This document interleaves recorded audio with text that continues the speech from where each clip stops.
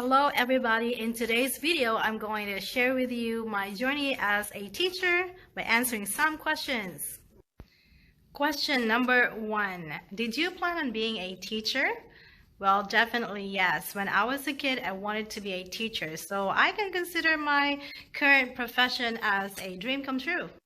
Question number 2. How long have you been teaching? Well, I started teaching in 2000 and it's now 2022, so you do the math. Question number 3, what was your major in college and where did you take it? I majored in physics and I completed my degree from Philippine Normal University in April 2000 or maybe March. At some point, I think every teacher is going to be asked this question. Question number 4, do you have master's degree? I earned my master's in maritime education and training from Philippine Merchant Marine Academy Graduate School in 2017. I also took Master of Education major in physics from the De La Salle University in Taft, Manila, but I have not really completed the degree. I have not taken my examination and also have not completed my paper. So I don't know if I will ever earn the degree because I've been out from school for a long time. And I'm not really sure if they will allow me to continue in the program, but I highly doubt it. Question number 5.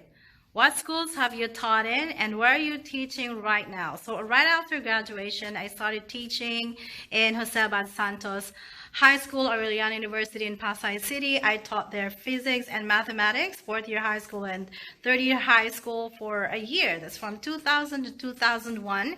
And after that, I went to St. Paul College, Parañaque, where I taught physics and research, and believe it or not, I also had a short stint as a grade 6 science teacher. They were still looking for a teacher at that time. And then what is more surprising, I actually taught English for I think 3 days or maybe a week. That was, nightmare for me because I'm not an English major. I don't know what I was doing in the classroom, so I was really happy that they finally found an English teacher at that time. So I just focused on physics and research. And after St. Paul College, Parañaque, I went to United Marine Training Center. So it's a training center. It's no longer a school. That's where, future deck and engine officers are being trained. So I taught there physics and a little bit of mathematics when there's no one else teaching, when there's no one else available. And so there I taught from 2008 to 2017. And currently I'm here at Jones High School in Orlando, Florida.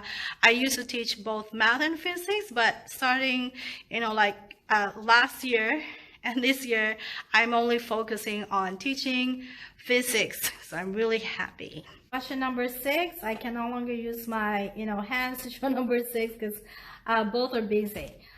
So anyway, question number 6 is, what's your most challenging task as a teacher, most challenging experience? Well, I cannot really pinpoint a particular task that a teacher is doing that I find most challenging, because sometimes it's not really what we do, but the condition in school, and other things. But top one that made me super stressed was when I was teaching high school, because there's so many paperworks. I was stressing a lot because I'm already seeing my co-teachers already doing their grades. They're almost done and I still have a lot of things to do. When you're an advisor, you wait for teachers to complete their grades, and then some teachers are just taking their time. So you wait for them, and then there's so many other things to do, and you're doing them manually, and they should not have any erasures on them. So you have to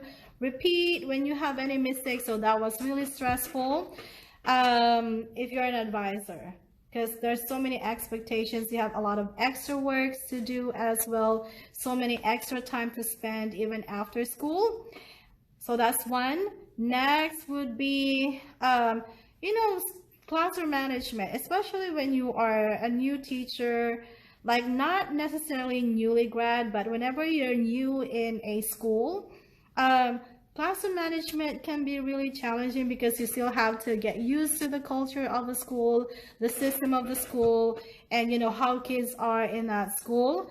So that's number 2. And I think the third one, if I have to name one more, it will be, having to spend hours of work that is beyond the paid time, right? Because there's not enough time for all of the schoolwork in school, so you have to take them home. But here it's not really that much of a problem when I transferred here at Jones High School, because here, unlike in the Philippines, there's not a lot of paperwork to do. So I'm able to do most of the works here in school, and there's not a lot of paperwork, and we have also a very efficient learning system. So that's not much of a problem anymore. So there. Oh, I almost forgot. When I was a high school teacher, one of the things that I really do not like, maybe my previous students would be surprised to know this, or maybe they will not be surprised because how I was doing it then, but I really hated doing practices. So I don't like it when we have to practice. I don't like repeating things, and most practices are done after school hours, so you have to stay there late, and sometimes kids are not really participating well, so it's kind of like super stressful. And those things, practices, decorating stuff, you're not paid to do them because they're beyond the office hours. So that's really stressful for me. If I could avoid, practices, I would do that. But if you're an advisor, you just can't. All right, so that's like 6 questions. I couldn't think of any other questions anymore, maybe because I'm about to go home. I'm already outside of the building. My husband is already here waiting for me. So, and maybe my brain isn't working anymore. It's time to go home. So if there are other questions that I can think of, maybe I'll just do like a follow-up video on my journey as a teacher. So I hope you enjoyed this video, and I'll see you in my next video. Bye.